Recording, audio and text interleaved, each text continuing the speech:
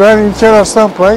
6-7 yıldır Yenişehir'deyim. Bu pazarda son 3 yıldır kullanıyoruz. Kapalı olmasından dolayı kışları iyi oluyor. Hem yağmurdan korunuyoruz. Yazında güneşten korunuyoruz. Yani bu çok faydalı oldu mahallemiz için. Sağlıklı bir ortam oldu. Her şey taze. Daha önce bu mahallede bu tür bir pazar yerimiz yoktu. Ama buranın olması, yapılması bayağı faydalı oldu yani bizim için.